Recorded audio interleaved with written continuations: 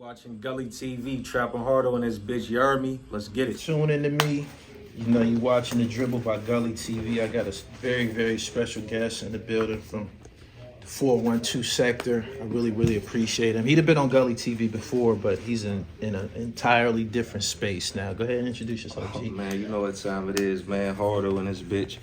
You know, straight out the bird, fucking on my boy Gully TV. What's happening, man? Second time around, you heard? Yeah. The first time that I interviewed you because you was a Pittsburgh rapper. And I was in the process of establishing my resume throughout the state. And back then, we primarily only had incarceration and your viral, cutthroat. Music video to talk about. Since then, and I'm going to be transparent with you, I didn't see you still being in this shit 12, 13 years later and shit. 100%. Yeah, You've been doing your thing, man. Yeah, you know, this shit don't stop. I mean, since then, like, even the person I am from then, I was more like, you know, not into it as I should be, you know, speaking on my story more, you know, being out there with what I was doing, because it was a lot of layers of shit that I really did have going on at the time. Like, at those times, like, I was really selling out shows, 600-700 motherfuckers, and I'm like having to do like a back-to-back date if I could type shit, because it's still a line outside and shit like that. I was even top 40 urban radio with a record. I'm saying Today's a Good Day with Wiz that people could look up. Like, I went top 40 urban radio, couple tours and different shit at the time. I just wasn't like just more vocal as I am today. Like, I feel like I end up getting to that point where it's like, it's time to shit on niggas. It's time to really speak my truths and really, you know what I'm saying, be about my business. And I feel like that's what you see today. So when you dropped that Cutthroat joint, this is what I got out of that. You was in the streets, niggas was doing music at the time, like guys your age at that time. Fucking Chief Keef and all these different guys had started popping off, and your video was kind of in the same energy as that. Bunch of niggas with some hammers, hood shit. Did you feel that you were going to be a rapper the whole time? Was that one of your objectives, or did the success of that music video led you to where you at now? The success of that music video 100% was like, oh yeah, let me do some rap shit. But that video was the first one of its kind. If you go check the dates on that, there wasn't no Chief Keef yet. There wasn't none of that shit. My biggest fan base on my YouTube, like analytics, was Pittsburgh, then Chicago. Okay. My shit was 2011, like June 2011. If you go check the dates, Chief Keef and them was 2012. Okay. All of that shit came late 2011. So I started the 100% the wave of that. Yeah. And like, even at that time, if you really pay attention to the video, I was always a smart young nigga. I didn't have no gun in my hand. I was really a boss young nigga, but a street young nigga. You feel me? Like, I'm gonna have to go back and reference that. I bought a 745 LI for my birthday at that time of that video. You feel me? Like, I got the big pinky ring, big pointers in my ear, big frame. Like, you go re-look at it, you gonna like, oh, okay, I see what's going on. You feel me? But around nothing but, you know, trench niggas. You feel me? That respect the hand. You feel me? That's what that was. Tell me about what it was like growing up in Pittsburgh. Oh man, I feel like it's like growing up in any hood, any city. I feel like we all go through the, you know, same trials and tribulations when you coming from poverty and shit. You know, I had my mom and dad in my life, but when you're in the hood, you know, you're influenced by the shit you around. So, you know, I might have a roof over my head and clothes and shoes, but my dad might give me $5 to go to school. But my homie, who don't got a mom and dad selling crack, he got $200 in his pocket. So, you know, now I'm following his lead. I'd rather have 200 in my motherfucking pocket, you feel me? So you get the spiraling down that hole, you know what I'm saying? Always thinking, you know, shit gonna be on your side. Next thing you know, you're influenced by movies and music. Like, I hate when people think music ain't influential, because it is, you know what I'm saying? So next thing you know, now nigga beefing. You in the money, you're in the streets getting money, and you beefing. And for me, like, it was real, because like, I feel like I never lived at a like low expectational street dude. Like, I jumped in, I'm right there getting some money, you feel me? We really like trying to step on shit as far as beef goes. And I feel like, you know, it was real growing up, you know what I'm saying? A lot of lessons, a lot of, you know, tears, heartbreak, bloodshed, all that shit, man. And, you know, be proud to be here today type shit. I tell people this all the time. You follow my channel, you see what I be off into. A lot of my content is rooted in a lot of street shit, right? Yeah, sure. And often I'm in different conversations about the Crips and Bloods, and I can't help but to interject the fact that when that shit came to the East Coast, It was in the Burgh first. it was in Pittsburgh first. Tell my viewers what it was like growing up in that shit. Before you start, I just have to say this. I was downtown one day shopping when Fifth and Wood was popping, right? Yeah. And I didn't know what the fuck was going on. And they got it shaking right downtown and shit. Like, and I'm like, I'm seeing niggas running around with red and shit. Like, I had just left Vision Quest and I knew that it was down there, but I thought it was just kids doing it and shit. Cause we was 14, 13, 15. This shit was for real when it popped the fuck off right downtown. Like, tell my viewers what it was like growing up in that element. I mean, I was born in the 90s, so like during that time, I don't really have a clue. But, you know, growing up and then, you know, learning my history and, you know, by 2006 is when I was off the porch. It was still heavy gang banging. It was geographic, you know. It was serious. It was like you might be from 2 streets over, but because that's across a certain little space, it's beef with people 2 streets over. It was like gangbang. It was serious. What neighborhood you from, what street you from, like you beefing within your own neighborhood, let alone if you're a Crip beefing with Bloods, but you also beefing with the Crips right down the street type shit. So like it was super serious on the geographic shit. Like you couldn't even walk through Nate to the corner store or nothing like that, motherfuckers. Yo, who that type shit, you know what I'm saying? Like you'll get killed about just walking through the wrong place, like you said, especially back when there was no Ring cameras and wasn't no technology. It was jump out gang anywhere, any place, anyhow. Like niggas wasn't even rocking masks. It was serious. Like when people think it's worse today, I think the internet make it appear that way. I mean, it is worse. I think people's mentals are beyond dumb, but it's a lot harder, I feel, to do crime than what it was then. Like niggas was kidnapping shit at the time. Niggas would kidnap your girl, grab your mom, your pops. Like I don't never see that type of shit go on these days, you know what I'm saying, in the new generation in the city. But that's a good thing, you feel me? Yeah. Did you have any encounter? You from Wilkinsburg, right? Yeah. Did you have any encounters in your travels, being that you was from Wilkinsburg? Like who was representative? What was it, Crips and Bloods in Wilkinsburg? Like, no, Wilkinsburg was Larmer Ave, Wilkinsburg, the Black Rag. That's like where that's money from Larmer. Okay. So like our neighborhood was united with Larmer type shit. So like we wore black bandanas in Wilkinsburg, but I had a lot of family like in Garfield, which was Bloods, and Homewood, which was Crips. Right. So like the video cut though, you see a lot of blue and black. Like I feel like I started the shit where like today is multiple different like neighborhoods that unite together that never were mixed together. Like I was doing that shit, you know, first. My cousins was from Homewood, so I'm got my hood and they hood united. So I'm bringing that shit into my neighborhood. Like my hood was more like a getting money neighborhood. Homewood was more like action, the most dangerous neighborhood. I feel like of all time. So I'm over here every weekend learning this shit, and now I'm bringing this into my hood, like and like it used to be bad. Like it was really bad. Ain't want me they around was at on that. I was in Vision Quest in 91, from 91 to 93, and I had never heard of Homewood. I didn't. I always knew about the Hill. And the type of nigga I am, I was naturally attracted to the Hill guys. They was like some fly money getting niggas. Yeah, for sure. And these niggas started to come up to Quest, man, just looking rugged with these big ass big ass snappy ass afros. And I paid attention to how the rest of the guys from the Bird reacted to them niggas and shit. And I'm like, well, who is them niggas?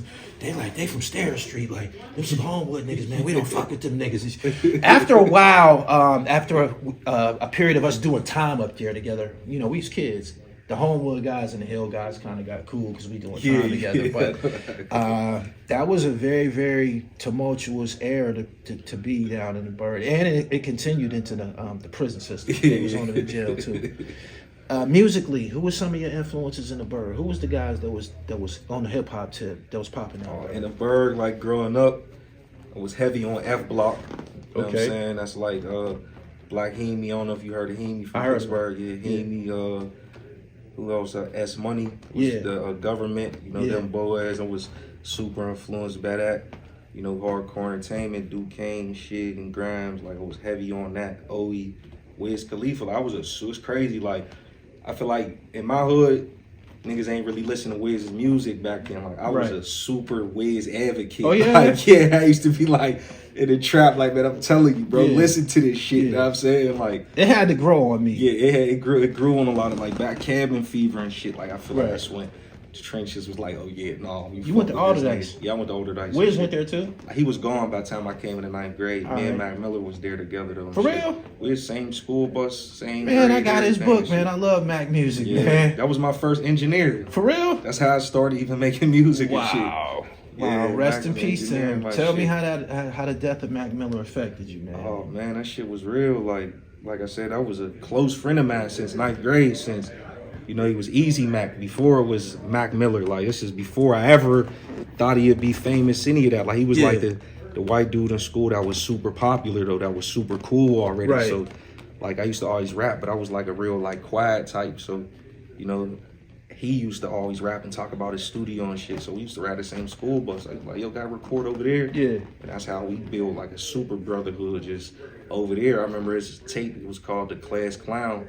I forgot like the little site it was on, but like I had my own single on his tape when my name was Young Joe, my real name at the time and shit. So like that was my brother. Like, and then after high school, I kind of, you know, went my own way. I look up, he blew up. Yeah. That shit really motivated me, but you know, I ain't thinking that I was ever you shocked that he Man, bro, shock ain't the word, bro. Like, because it was like in school, I never seen it. You know, we in the streets, and ain't the internet. I can't really see this grant. Like he could tell us about like, you know, these shows he doing. And he would rostrum. Wiz ain't even that famous yet. So I remember he used to tell me like, do these shows with me. And I used to be like, man, I'm in my head like, nigga, I'm a nigga. I'm not coming to do those shows with this from white your boy. Perception, they was like squares. Yeah, to me, like, I'm like, niggas ain't on that shit. You know what I'm saying? So to leave school and then like 12th grade summer or something, I'm watching BET Jams or MTV Jams. Yeah. And see this nigga, you know what I'm saying? Bro, fuck me up. I ain't gonna stunt, yo. So at this point, I ain't had no records out. I finally, you know, was like, man, I'm about to start doing this music shit type shit. And I dropped that cutthroat and all that. I went to jail when I came home. Right. Twitter and shit was, Twitter was out before I went in. Right. But I came home, man, that same little account. As soon as I logged in, you know, put I was free, Mac hit me immediately. Like, yo, hit me ASAP. Like, I'm thinking it's fake. These blue checks and shit is at the time. Like, I hit him, and it was just, he put me right back, you know what I'm saying, on my music shit from there. Like, so I came home the end of 2012, and Mac was, I was in the half. I still had like 30 days in the halfway house and shit. As soon as I got out, Mac flew me straight to LA. Like, he was doing anything for me type shit. Like, that's what's up. Like, when I caught the next case, paid my lawyer was already paid. He still sent the check to my lawyer, still, you know, helping me get deals. Like, I was about to sign a Interscope and shit because of Mac and T.I. and shit. Like, Mac was on thorough shit. So, like, when that shit happened, that shit hit hard, you know what I'm saying? Then it's like him and Jimmy Wopo had died back to back, you know what I'm saying? That shit was... Those are some big losses. Oh, yeah, especially back to back, you know what I'm saying? That shit was crazy, especially my relationship with both of them and shit. So, right. Yeah. I'm going to tell you something you probably didn't know. And I just overlooked him too. When Jimmy Wopo was becoming who he became, he used to be up here on the regular. Yeah, he was up here on the regular. Yeah, he was up here. Like, he was coming up here. I think a lot of times he was coming up here, this was his get low. Yeah, this was low. It's crazy. All the street young rappers from the Berg love coming up this motherfucker. Yeah. He was the first one, though. He used to stay up there. He used to be in my store. He used to come. I was Gully TV at the time, and he used to be in my store. And I'm like, I didn't get the hype at the time. I didn't get it. Because of two things. Number one, the style of music that I stood on was some real hip hop shit, and he was like probably like a form of Pittsburgh drill music. Mm-hmm. The whole drill culture. I got sons them niggas ages and shit like that. And that shit was affecting my sons. Like, they was turning into some shit that I couldn't even deal with. And he would come in my store, and my man Ace would bring him, and he was like, because Ace from the hill and shit. Ace, All right, he would bring him, and he's like, man, he popping, man. He springs your beats up here too, but I didn't know. So I started to see Wopo a lot more on music videos, like World Star was still kind of around and shit. Yeah. And I'm like, he kicking that shit. He was kicking that shit, right? And then the indictments and all of that type of shit started happening around him, you know, his crew and all of that. And I'm like, for real? Like, I couldn't believe it because he didn't act like that. Like, he was just a regular. Yeah, bro, but it's weird because that was the most, like, I feel like, you know, perfect example of how to be. Like, these rappers today be rappers, but, you know, street, but, you know, they're disrespectful. They ain't got no mannerism. I feel like Jimmy was very cool, humble. Like, there was, no matter how lit he was, he treated the motherfucker who was smaller, you know, with integrity and shit like that. You know what I'm saying? That's what I loved about Jimmy. Like, these young niggas today do 1 million views and act like, you know what I'm saying? They fucking Jay-Z in this motherfucker, need nobody. Bro. Fuck these older niggas. Oh, man, bro, you would never be able to tell that who he is and shit, how he carry himself. But as far as them niggas being burnt out, yeah, it is burnt out, man. Wild as hell. And when I found out that he was from the Hill, I really didn't get it because all the Hill niggas I know, they was some hustling, fly niggas and shit. Like, Wopo was cool. Skinny jean nigga and shit. I mean, his generation is a little different. Yeah, they, you know, they hustler shit. They just burnt out. Wild as hell and shit. Right. So, what project did you put out?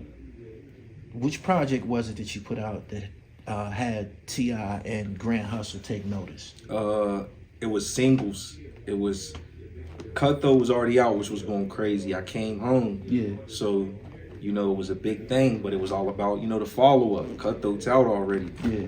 I dropped something called Stressing, and it was like, oh, yeah, no, this nigga got it. Yeah. And I remember, I think Tip said his DJ or somebody was playing it. He was walking past the studio. He like, man, I had to go back and listen to that shit like 30 times straight. Yeah. At that point, he was on the lookout trying to find who I was, and somebody told him, like, oh, he with Mac Miller. Yeah. So he left it alone type shit, like, oh, he signed to Mac, which I wasn't. You know, Mac was just doing what he was doing. I went back to jail. My manager happened to be in the studio with Tip. Just like, oh, I got this artist named Hardo, and he like, oh, that's your artist? And he with Mac, this, that, and the third and shit. So he's just like, no, that's just our family, you feel me? Right. Just advocating for whatever we on type shit. So when I call home, my manager like, man, Tip won't holler at you and shit. I'm like, for real, call him on a 3-way. Tip on some nigga. Let me stop. What did that feel like? Man, bro, that shit. T.I. wants to meet me. How did that feel? Bro, that shit was crazy. You gotta think this is early in my life at this point. From the bird, you don't just see celebrities or none of that shit. You know what I'm saying? So have I even met, I just met Wiz for the first time, one time before I'm on this violation. Okay. So like, yeah, I'm talking to Tip on a 3-way. I think I got like 30 days left just on a little violation. He like, yeah, I'm flying you straight down when you get out, this, that, and the third. I get out, he fly me straight down. That's why I'm in the Woki Musabi video with T.I., Doe B, rest in peace, Birdman and all. This is my first day in Atlanta. I'm straight in a video with Birdman and all. Straight to the lead. Straight to the lead, bro. Like, so now I'm saying the vid, we end up going out. Tip tell me to come with him after the club. He on some like come with me type shit, cause I'm about to go with my manager. So I'm like, all right, bet I go jump in the wheel with this nigga. He gets out the car. I don't know where the fuck the nigga go. He don't even tell me to get out. Tiny and her friend end up getting in the car, pulling off, but they see him in the car, like they talking to me, you know, just like, you know, how you wrap your mind around all this shit happening all at once? Shit crazy, you feel me? I'm playing music off the aux. We pull up to the studio. Tip's already there. Yeah. So when he comes see me in the car, he start going off though. Like at this point, I don't know Tip's burnt out. You know, from the music, him being a superstar, I'm thinking, you know, Tip, just a chill nigga. Now I'm coming to Atlanta realizing, oh no, Tip really like a burnt out ass hood nigga. Like, he opened the door, fuck you in the car with my wife and shit. Nigga, like, you know what I'm saying? You don't get to just do it. So I'm trying to tell the nigga, like, no, bro, you left me in the wheel. You like, well, nigga, you should have got out the car then. Yeah. But he ended up, you know what I'm saying, apologized. Like, it's cool, bro. But don't never do that type shit. So I'm like, oh yeah, this nigga Tip shot the fuck out. You know what I'm saying? So yeah, Tip was rocking out with me since that.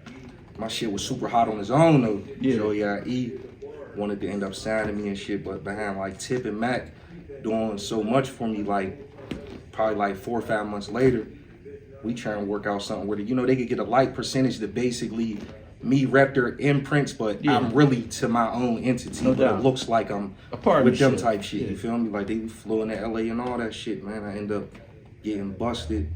Came home, the deal was on the table. My homie ended up getting killed. Leave his car at my crib. I take his car, there's bricks in the car. I catch the case and shit. That took me like 18 months to beat, which fucked up my. Hold on. Nigga, you got you. Hold on, man. You got in possession of a wheel. You just know it was birds in the trunk. Well, it was bricks of dope, like. Oh, okay. okay. No, it's crazy. But you know what's crazy? I really like was briefed on it, but you know I forgot. Like niggas want to go to the club, I ain't want to go. Nigga leave their keys. I hear my man, it wasn't even his who died. Another one of my niggas like, bro, I'm putting these bricks in your ride because they take these cars. Yeah. So like I overhear that, but you know I'm not thinking about none of that shit when I get the call. So I take the car, driving it and shit, get pulled over. I ain't have my license. Yeah. So I'm just telling the cops like, go ahead and search, but don't tow the car. Yeah. When they cuffed me, bro, like it just all came back. Dawned on me like, oh my fucking God, yo. I was trying to dip with the cuffs on and shit. Yeah. I ended up getting tackled to the ground, all that dumb shit. But we fingerprinted the dope, all type of shit. I tried to get a young nigga to take the case. He was like 16, but one of my friends ended up going to jail during the time I went, like probably days after he started rocking the wire.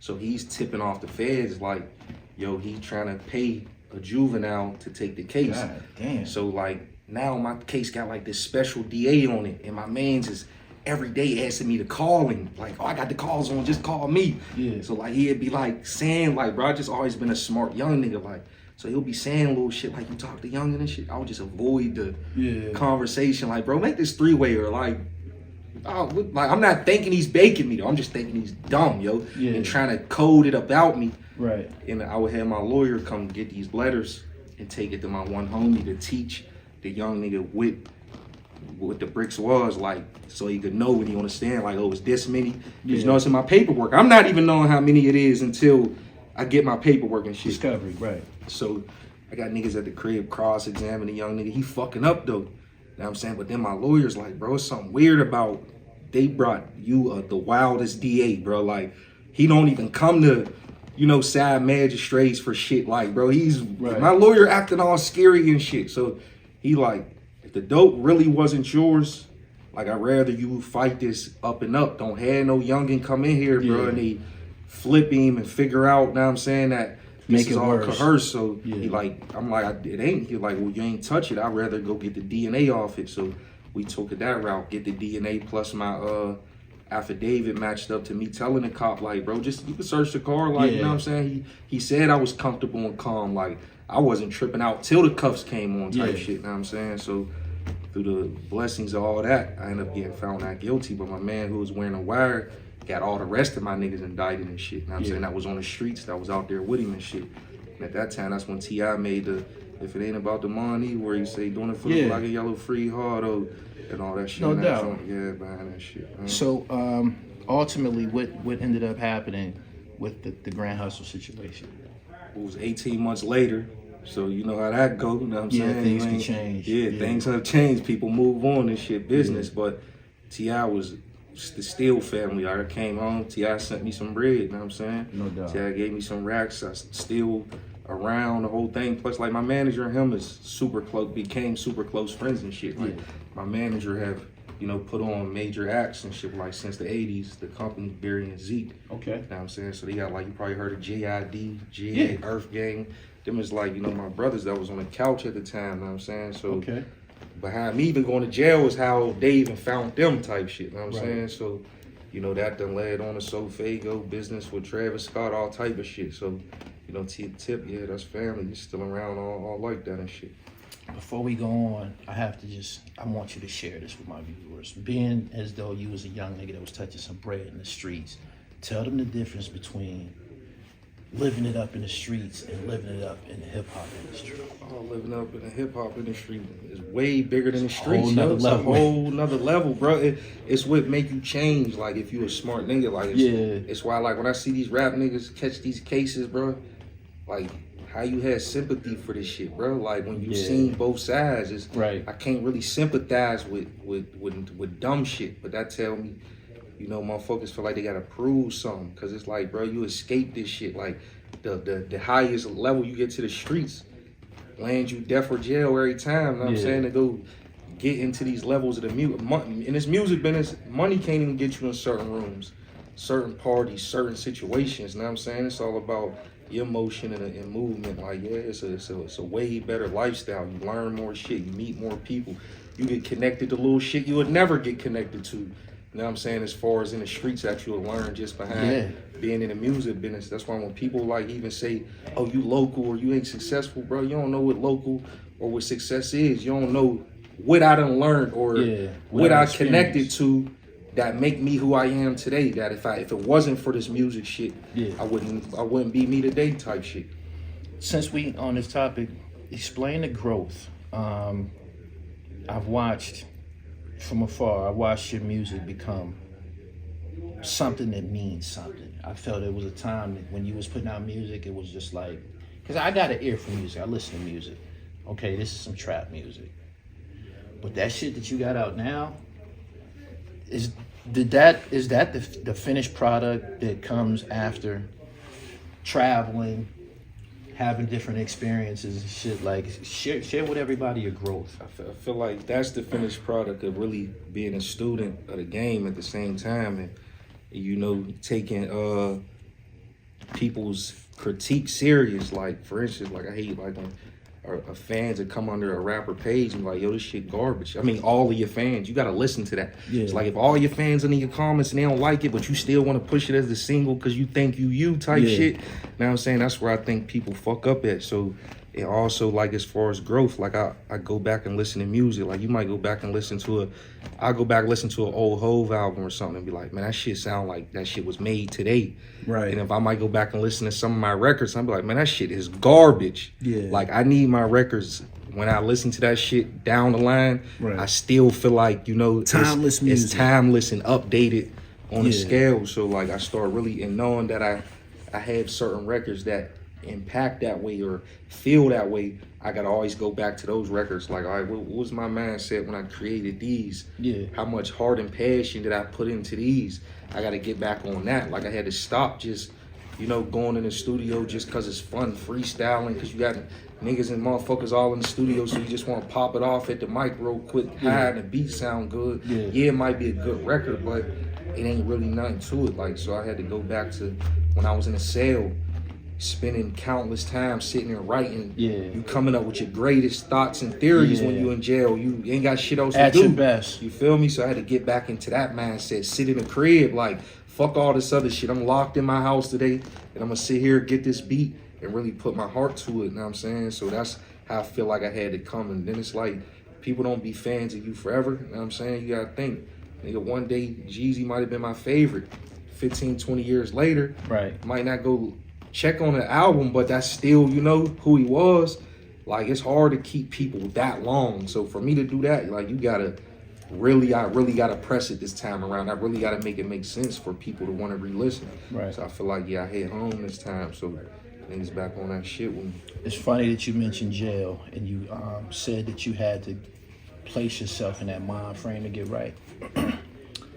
It saved my life. That frame of mind that you just shared to save my life, what I mean by that is, when I was at my best, when I was most productive, it's when I was in prison. I was waking up early in the morning, 100%. Going to work out, I'm pushing this pen, I'm writing, I'm studying, I'm doing research and shit like that. And a lot of times what we do is, when they free us, we leave all of them good practices in the jail. We leave it in jail. And we supposed to bring that discipline, that work ethic, that frame of mind, back to the streets. Bring that shit home with you.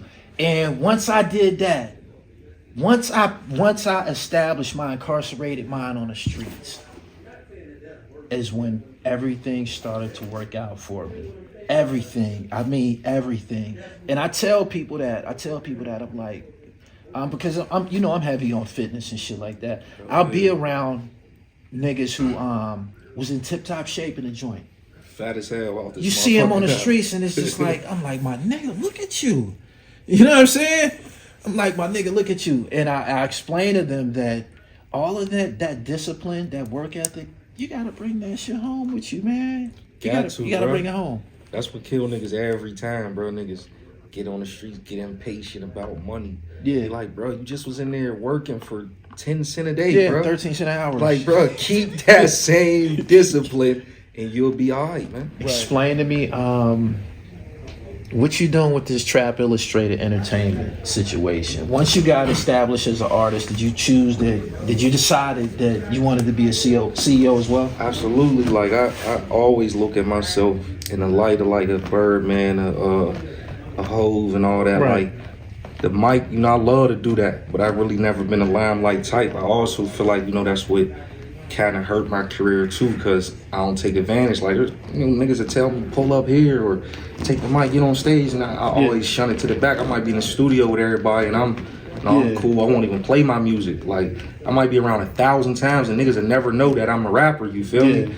So like, I done had multiple artists, like, and I realized, you know, the generational change and all type of shit with that. Like, I done had, you know, young niggas and they get indicted on, you know, unappreciative to it. Like, I remember being out there, you know, this is shit get rich or die trying. We going to the club with our music. We hustling. We doing everything we got to do to push our shit. I never even knew what it was like to be wanting to call on some old head or nothing and be like, could you help me or could you sign me? Or like, we love to wake up when it was young and you 18, 19 doing this hungry, go to the studio.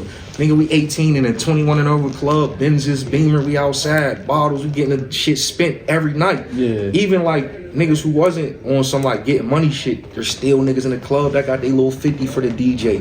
Know what I'm saying? That done got in pushing their records. It used to be like record wars in the club, like 3-4 different artists. We know we gonna hear each other record that night. Who gonna go up the most? Now these young niggas sit behind a computer, bro. All these young niggas behind the computer and want a nigga to hold their hand. Like, know what I'm saying? I'm about 4 or 5 different artists in, and it's like, I could bend over backwards, do this. I gotta log into y'all accounts. I gotta text back to y'all fans. Like, bro, you can't never be too cool to tell your fan thank you or you appreciate their support or none of that. Like, I gotta keep telling young niggas that different shit, bro. I wasted a lot of bread trying to deal with different young niggas, or it done brought me into, you know, niggas beef because I'm fucking with you, or I gotta protect you now. Right. Because you beefing with these young niggas, they feel like I'm a part of y'all shit.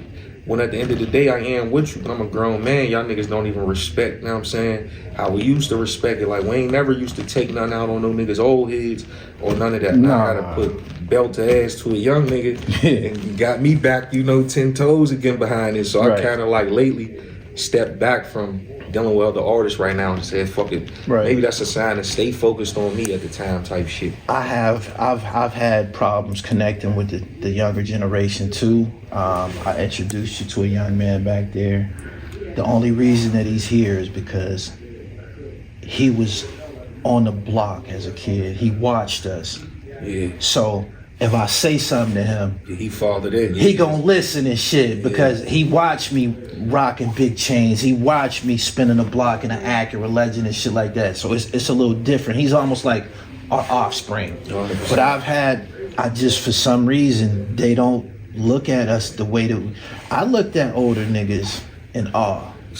Bro, they look at us like, bro, I get to doing records with young niggas, bro, and I be like, bro, hold up, I'm on gold records with Wiz, bro. I got shit with Meek. I got shit with this nigga. I got tours. I done made some money out this shit. Yeah. I'm the fucking plug to the city. I do a record with the young nigga. Young nigga don't even post my songs. Like, crazy as fuck. I be like, yo, young nigga in here popping it to me like he the one. Like, I be like, bro, these young niggas different, bro.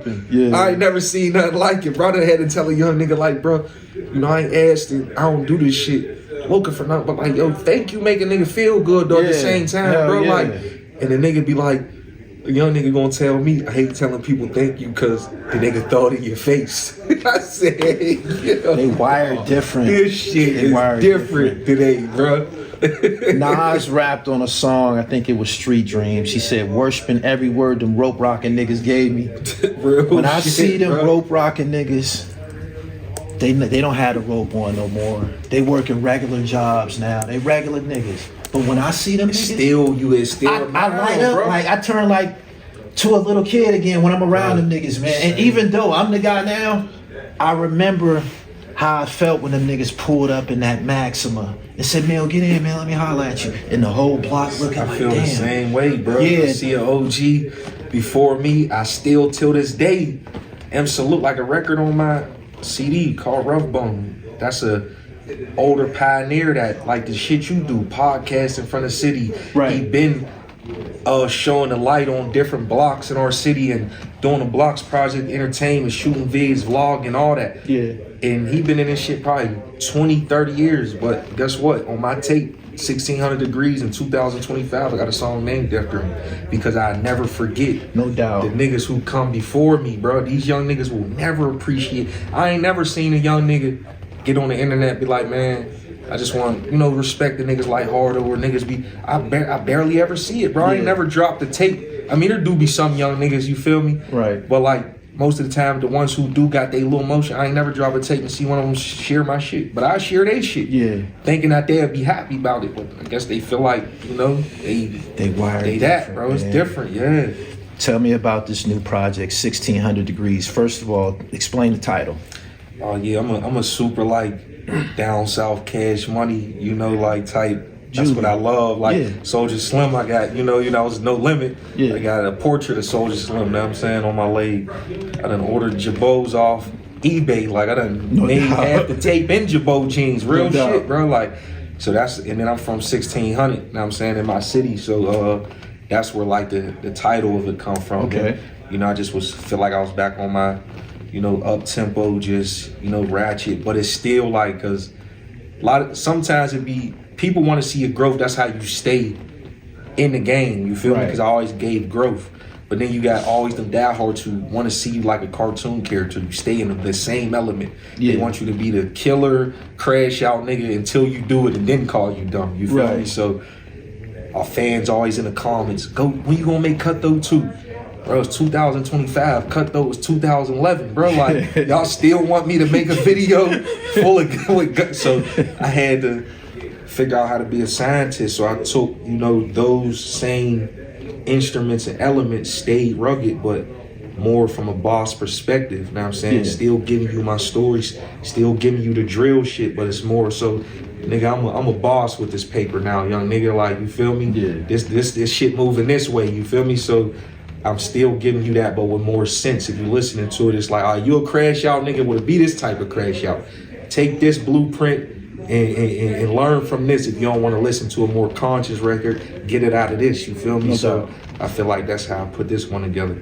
You gave a shout out to AR on one of them songs. Oh yeah. Explain your relationship with Ab. Ab, he one of the first, when I put out that Cutthroat and shit, him and Meek like some of the first niggas who, picked Pittsburgh with PA, you feel me? Now this shit is, so they some of the first niggas who heard of it from, like, who was more on a bigger scale than me on a come up type shit, you know what I'm saying? So Ab, a nigga who showed me love. I went to motherfucking Philly, Ab showed me love, locked in out there, did some records with me and shit. And, just being locked up, doing state time, and, just hearing the respect motherfuckers got for a nigga and shit like that. And, no doubt. That's just what it is.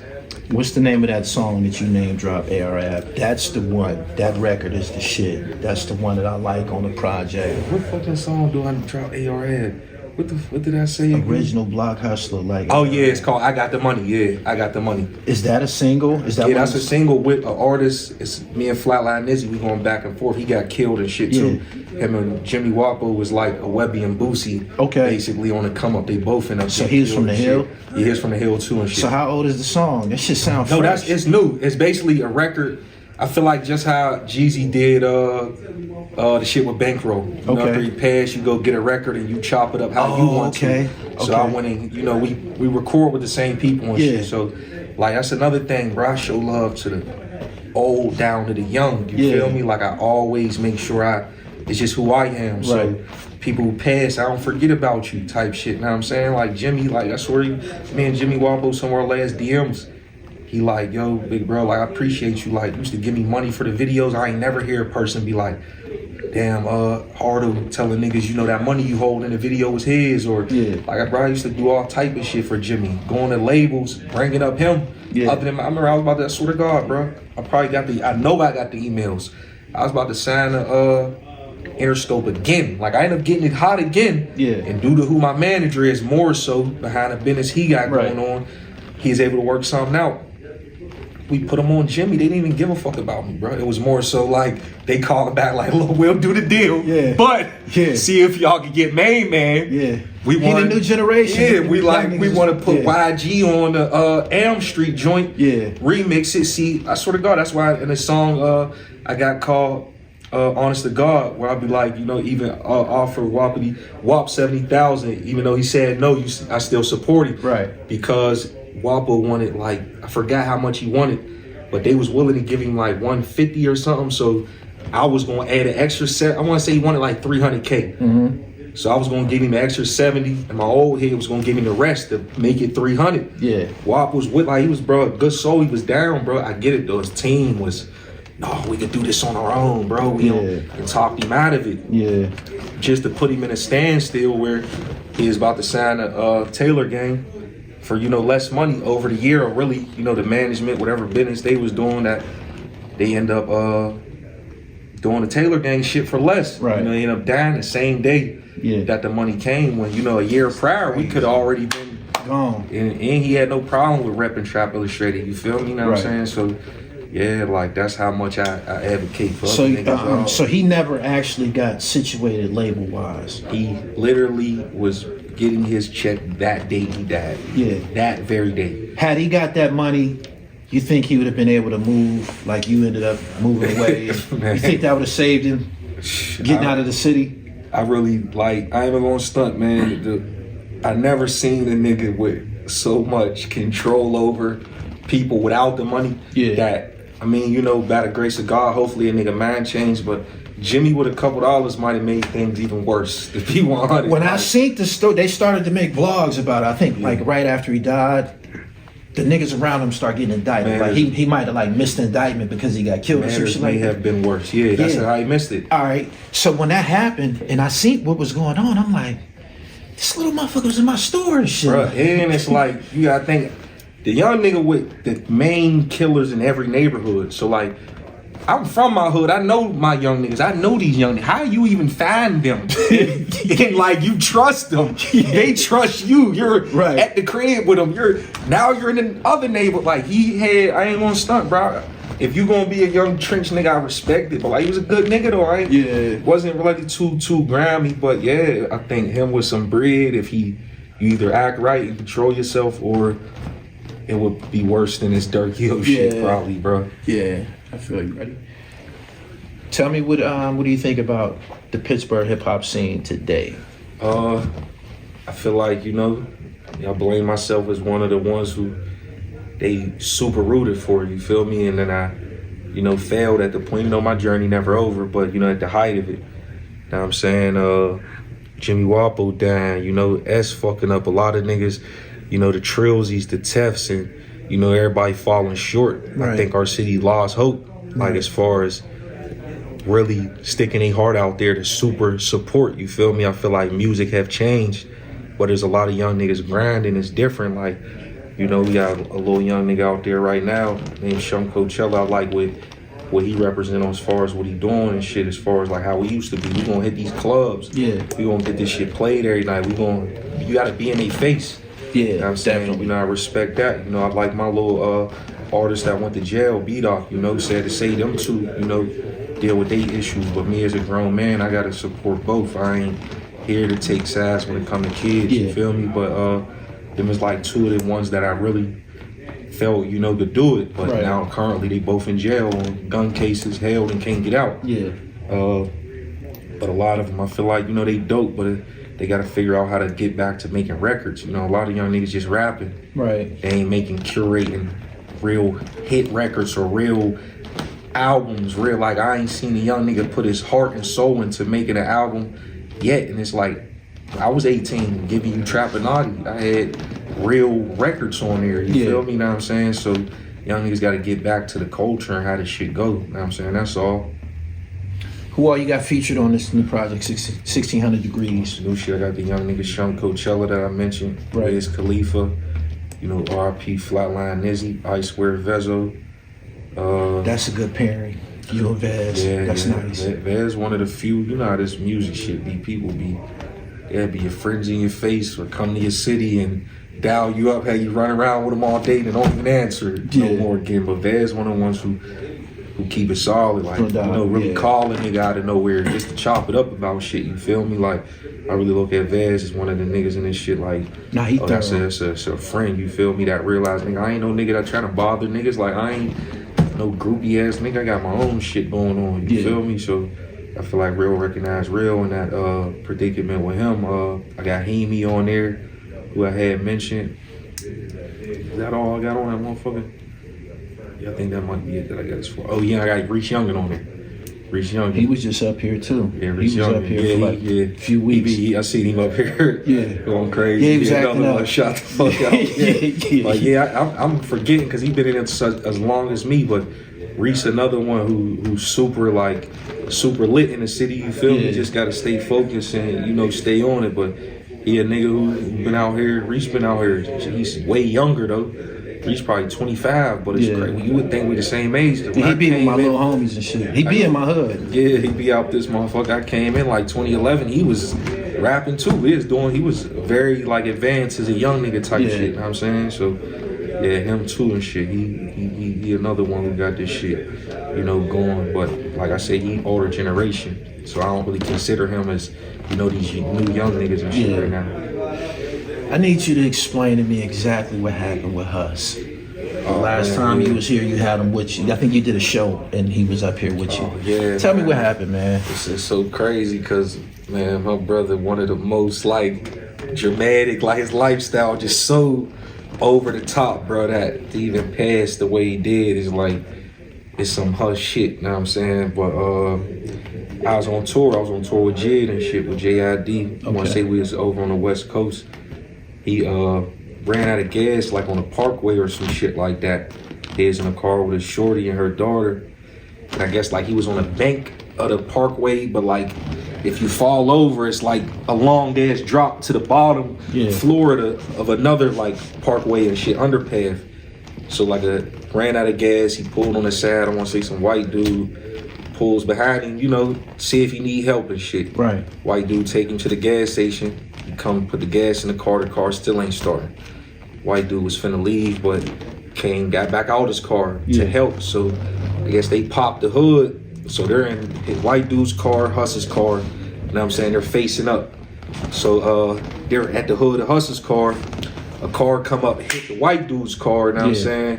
Which knocks into Huss's car and knock him and the white dude over the cliff and shit. And they both end up dying and shit. And his girl was on the scene. Like she called she was like, Huss's phone was open. You know what I'm saying? He got a password on his phone, but I guess he just used it and sat it down to where it was open. She still had it open. Right. To where she kind of did something. I get where her heart was going, but she texts his kids that she love them. So when people realize I don't know how they figured out the timing, but the timing of the text and the timing of his fall, the family start feeling it was foul play. Like, why the fuck with the girl? Did she set him up? Why would she text the kid? Right. But it's like, no, she was just really doing it out of a good heart. Some people just don't see it, that way. But that's how I feel like it was. It was just, such a bad situation. That's how she dealt with it at the moment. But like, she called me out his phone. Yeah. I remember being on the tour bus, bro. That shit fucked me up, bro. Like, it's hard to do my show that day. Like, that's really like, love all my niggas, losing him is like the worst, bro. That's the energy of our whole, like, ain't nothing like having a Huss around, bro. Like, nothing like having a Huss around, bro. That killed everything for us, man. What can we expect from Hardo and Trap Illustrated ENT man, in 2026? What can we expect? I see what it is now. They got me back on my shit, man. They want me acting crazy. That's what it is. Like, I'm acting crazy, but I'm pressing it all year, bro. Like, I'm already working on the deluxe for this, and then I'm already I'm not leaving the studio, bro. Me and my partners, we got our own studio now. Yeah. And I'm just locked in everyday type shit, you know what I'm saying? So expect a lot of music, expect me, speaking more, me doing more like, you know, talking and people learning my stories. Like these stories and a lot of shit you asked was a good question that people don't even know about. A lot of people don't know I started this drill shit, bro. Like, and I don't really want to argue it because my dates, go to YouTube if you want to see the dates, you feel me? So, like, yeah, they gonna see what it is, all 26. This is a totally different experience. When I interviewed you, I think we was at DJ Afterthought Studio. That was the first time I interviewed you. And that was a time where all my niggas was still in jail from the indictment from my homie wearing the wire. So I was more fresh home at the time. And after doing my few little years, I was a little lost, like, you feel me? So my pockets wasn't all the way right. I was doing cool, but that's when the beef was still super on. But I was like by myself at that time. All my niggas was mostly like the more younger, like Huss older than me and shit. Like Huss our big brother and shit. He 40 now and shit, you know what I'm saying? I'm 32, so it's like all my niggas at my age brackets was gone. So I was low-key removed from the hood, which, you know, I still stay away from it, but it's different. I ain't had my ear to the streets. So I wasn't even gaining the knowledge that I needed in the music I make. Like now, you know, I'm hearing more of the stories. I'm more in tune with what's going on. It's more, you know, shit going on. So it's like it put me back into my real element. Then at that time, I was fresh home just hanging with my managers and college people and shit. I was dressing weird. I was a whole different motherfucker at that time. I go back and listen to that music. It's like, what the fuck was I making at this time, bro? Shit was anything, bro. Until you just told me that you was 32, I wouldn't have never been able to assess your age. You so much more mature. You're very mature in your demeanor. You could tell you've been around a lot of thorough older guys, but for you to have a disconnect between you and what you refer to as young niggas, I don't understand, because you a young nigga. You still a young nigga, so I don't know what the fuck is out here too long, bro. I think when you out here at 16 to 32, that's fucking 16 years, you're bro. A vet at this point. That's a long fucking time, bro. To be out here with these new 18-year-olds and shit, bro. They really be, what up, Unc? Like, shit be funny as hell. 32-year-old Unc. That's crazy. Shit, bro. I'm getting gray already and shit, man. Hardo, I really, really appreciate you coming to do this interview here. This means so much. This meant so much to me because I would like to, going forward, I should have way more influence and connections in Pittsburgh. But in order for this to happen, I had to make sure I got you and Boaz situated. 100%. You know what I'm saying? You're like, y'all my shooting guards. You know I'm a basketball player. Y'all my I see. Y'all my two guards down in the bird, man. So I really, really appreciate you coming through.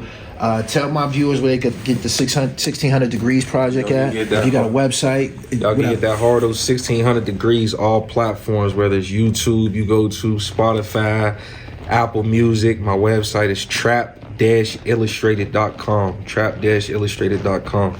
Get with me now on social media, just Hardo, Hardo, all platforms on social media. You already know what it is with me, The Real Gully TV. Go get Pillmatic 3, that shit is out. We gotta get you on my next album, my nigga. Oh yeah, let's get it. Straight up. That's low, bro. That's when I really like, you put me on, why am I about to forget his fucking name, bro? You put 38 Special, bro. Oh, Special, yeah. You put me, like, you was doing your little tapes and shit. Yeah. Was he on one of your tapes? He was on my DVD. Yeah, or it was something you was posting to him, but I remember you was doing the I was the first Spillmatic tapes and shit, though. Yeah, that's when I'm like, oh yeah, no. I fuck with the sound. Like, you knew, like, the sound that you was on, like, it's crazy. People won't realize I got records. Like, I'm gonna play some shit for you. Like, I really rap, bro. It go over a lot of niggas' heads. No doubt. But a lot of niggas, they know what time it is. Look at that shit. That's what I do, man. I be in the underground. I be finding talent, man, before they end up. If I show you pictures of me and Ice World Vezo from like 12 years ago, and to see where he at now. Same situation with you. I got this eye and this ear where I can spot a nigga before he popped. 38 Special came through here 10, 12 years ago. Same thing with Benny the Butcher. My batting average is crazy. That's how, bro, it's crazy because I got on it. I didn't, bro. I was not even a Benny fan until 38. Now me and Benny got a record out, bro. It's really all from some shit I seen on your page that led into that whole little circle. He admitted it, bro. He admitted it. Oh, it started with the dribble. Subscribe to the channel, hit the bell so you get the notification. Hardo, I appreciate you coming through. You, bro. Going forward, we got to keep working. No, let's keep working, bro. I'm gonna send you some other niggas to tap in with too from the city and shit. Yeah, let's do it. Cause boy, that's my dog. But Boa is super stay away from everybody, bro. He's like a ghost, bro. Yeah. He be on his own shit. That's No my doubt. fucking nigga though, right there.